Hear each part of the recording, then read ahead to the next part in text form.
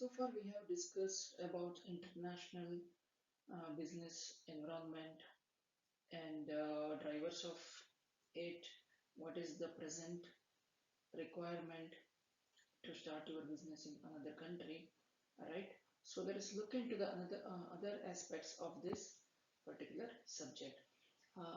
That is the difference business environment and international business, which are the different or various business environment where you have to play to get established in international level. International business is an exchange of goods and services that conducts its operations across international borders between two or more countries. The initially we discussed this one, right?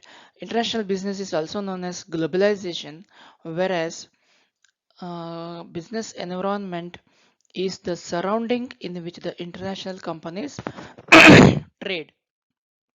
Sorry, international business is also known as globalization, wherein business environment is surrounding in which the international companies operate, where they have to play, right?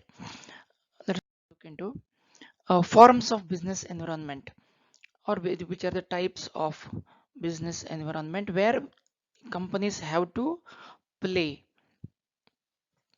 One is import and export. Second one is licensing. Franchising is the third one. Joint venture.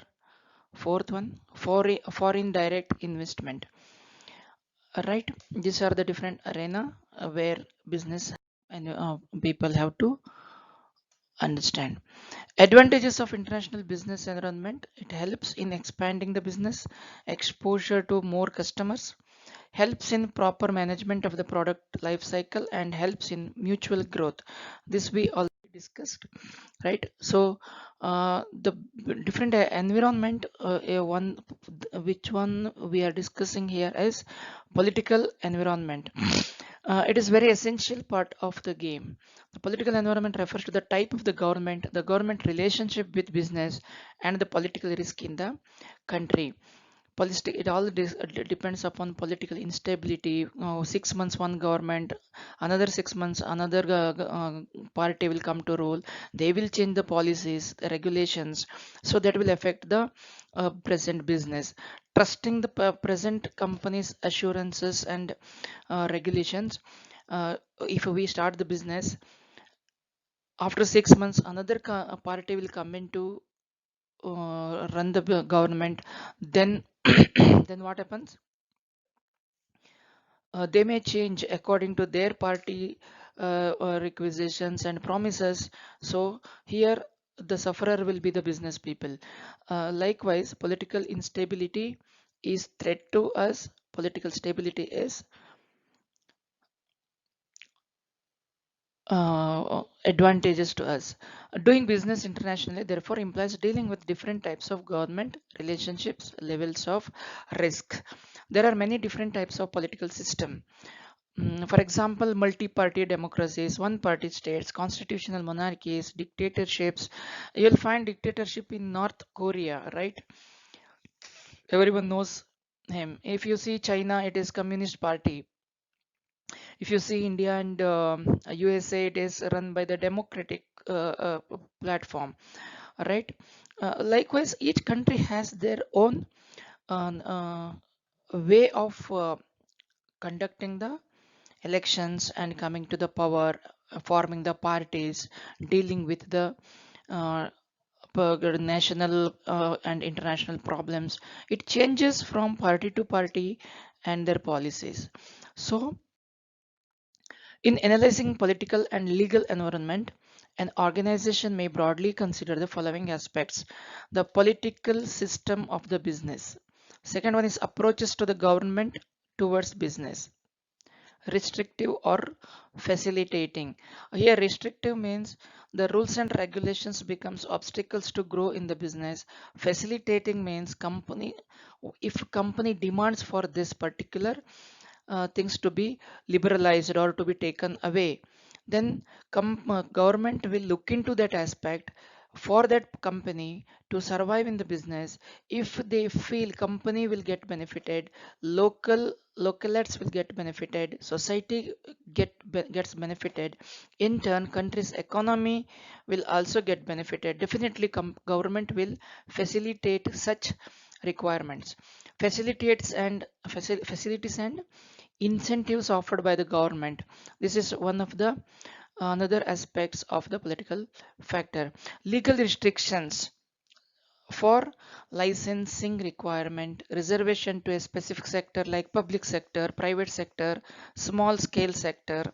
So each sector, see, if you see a small sector wherein companies don't have much capital to play, then definitely if the company is favoring or facilitating them, definitely company can extend um, loan facilities under certain schemes, right? If you a rural area to be developed or outskirts of a particular or decentralization of the business hubs will be taken by the government. So to boost that particular policies, they will take up SEZ, special economic zones, special techno park STPs. So these are the initiatives of the government to boost um, certain sector, I mean to say geographical areas, so that companies will go and start their business there. So both company as well as the localites, in turn government also will get benefited. The restrictions on importing technical know-how and capital goods and raw materials. See, nowadays, India, China, in our country and China are facing a lot of problems politically, and Corona is one another factor. But if you see the political factors, China border, there is tension right between the countries. Some 20 soldiers are killed. In these situations, there are several production system which are dependent on import of some raw materials from China. So here government, what government has to do, it should facilitate the importing. If they facilitate the importing, definitely they are supporting China economy. Understand this. Importing means goods come in, cash go out, money goes out.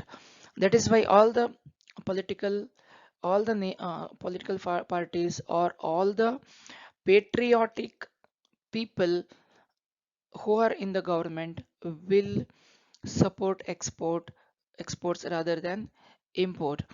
The restrictions on exporting products and services, if they are restricting, for example, tobacco, where to export? If you are producing abundantly, what happens? We can't export that. Many countries have restrictions to import all these narcotics, narcotic goods. So that will be a problem. Restrictions on pricing and distribution of goods. If a company says, if a company in India starts business in Karnataka, if they want to sell their goods in the eastern part of India, then will there be any restrictions in transportation? Or earlier taxation era had that problem. In VAT era or sales tax era, there was a lot of problems in dealing with different states. Now GST liberalized everything, so that free flow of goods and constant prices across the country, only one nation, one market, right? Such things will be boosting or minimizing the restrictions in pricing and distribution of goods. Procedural formalities required in setting the business. If I want to start a business, I have to register as per my country norms, and I have to get the registration certificate. If companies are providing everything and running behind to get the registration, what happens?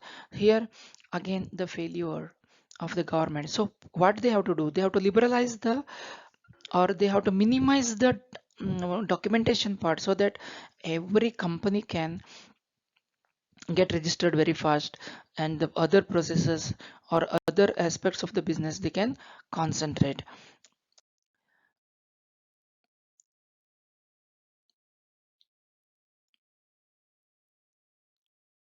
Yeah, Within each category, there are major variations, but overall, developed countries are the rich countries, the less developed are poor ones, the newly industrializing, those moving from poorer to the richer, transforming stage. So they have abundant resources, but they don't know what to do with them. That they are leading traditional life, conventional forms of life. They are not at all interested in anything. But when developed countries look into those aspects, they want to exploit this.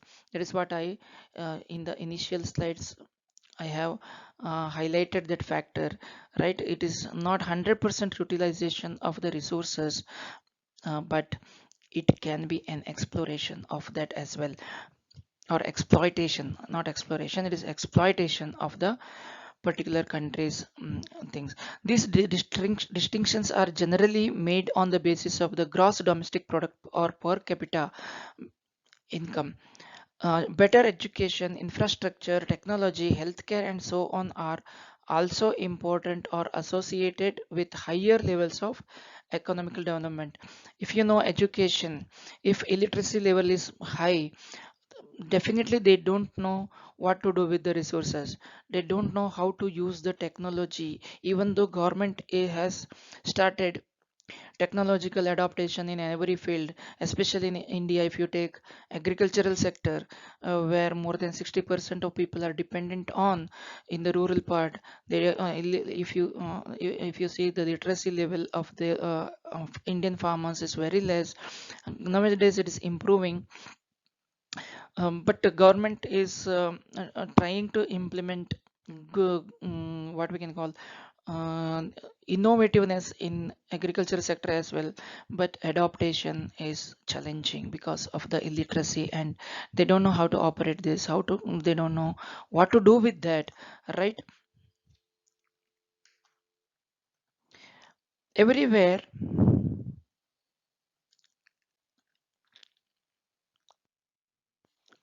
everywhere this is the major problem in underdeveloped countries. We can tell India as developing countries. Now, in this decade, or if you see post 2000, definitely India is becoming one of the major power in the, or becoming very good market in the world, so that standard of living, purchasing power, employability, skill level of the people, education, everything is gradually and considerably increasing.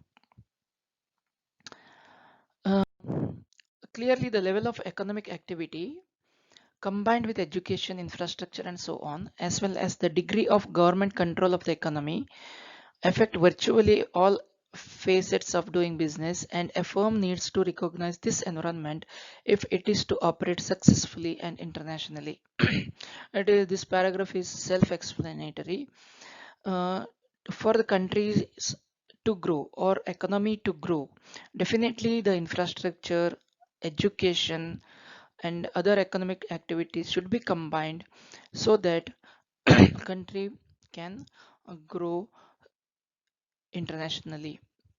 Because see, if you say take India, Indian Prime Minister always dreaming make in India, right? He's telling to the new or the young aspirants like you to start your own business. Don't look for any good job.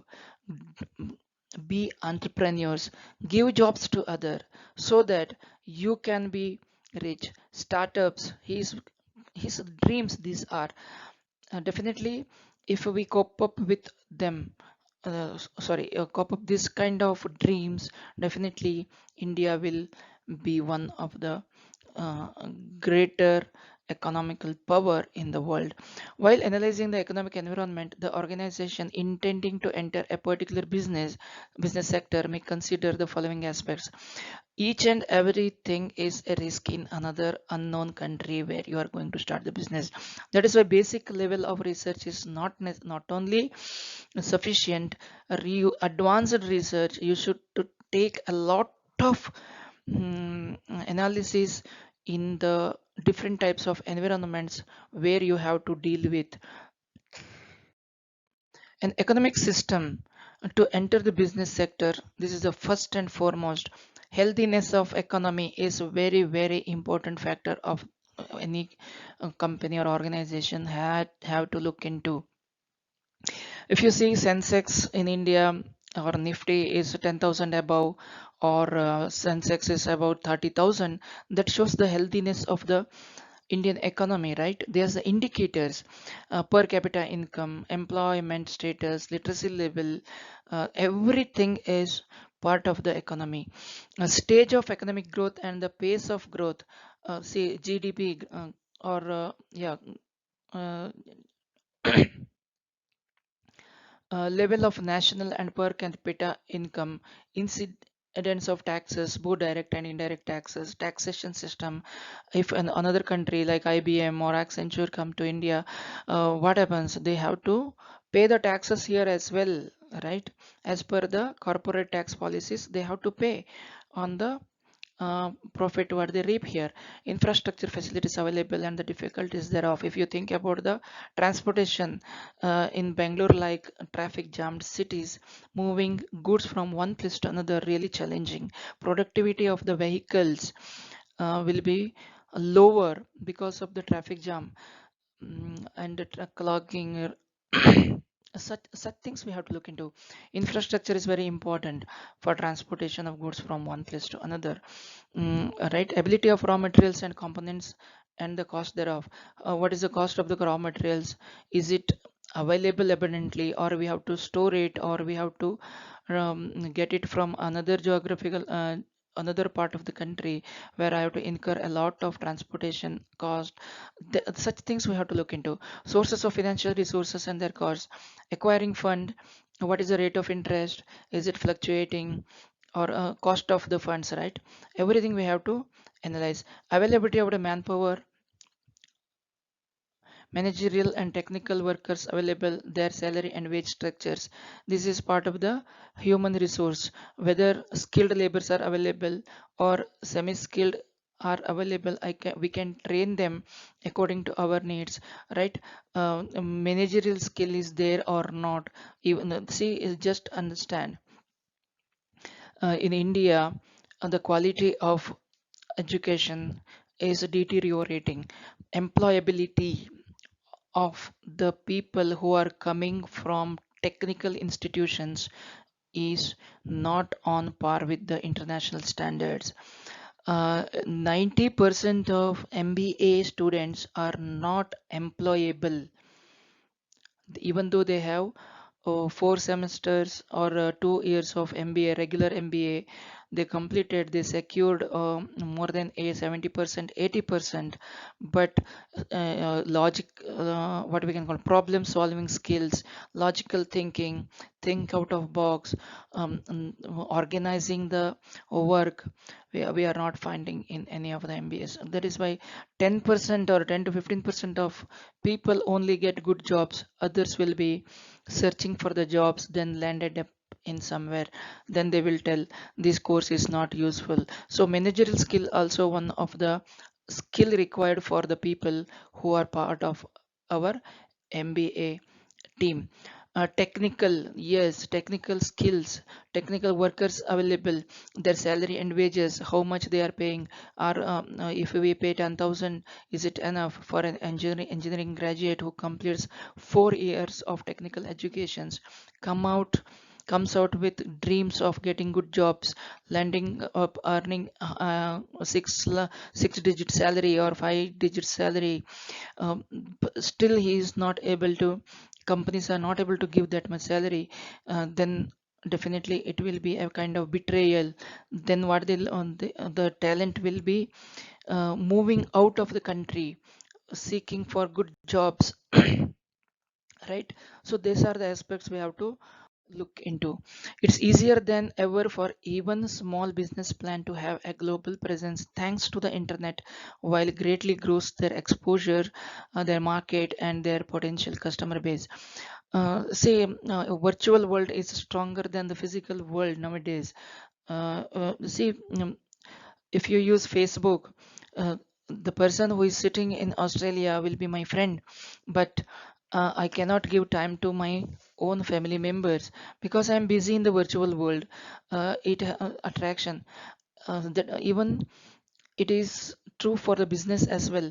Yeah, small business also coming on e platform. They are gaining, they are finding their market abroad. Only here problem is sending the goods from one particular country to another country.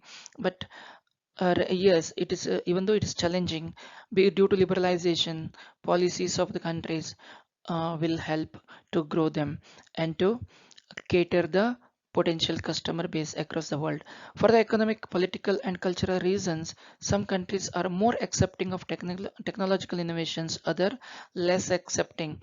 Here, the adaptability of technical innovations that country is ready to. um, some countries are slow in adopting latest technologies. Some countries are very fast. If you compare technological adaptation uh, of USA and India, definitely we are far behind in adopting technical innovation. If analyzing the technological environment of the organization, may consider the following aspects: level of technological development in the country as a whole, specific business sector. The pace of technological changes and technological obsolescence. Yesterday, what we used, today it is not there, means that is pace of technological changes. Definitely, the pace means nothing but the speed of technological changes, technological obsolescence. If today it is upgraded, what about the yesterdays, right? So we have to delete them. We have to, it becomes obsolete. Sources of technology, where it is originating from, restriction and facilities for technology transfer and time taken for absorption of technology. These are all part of the how a country behaves or accepts the technological changes.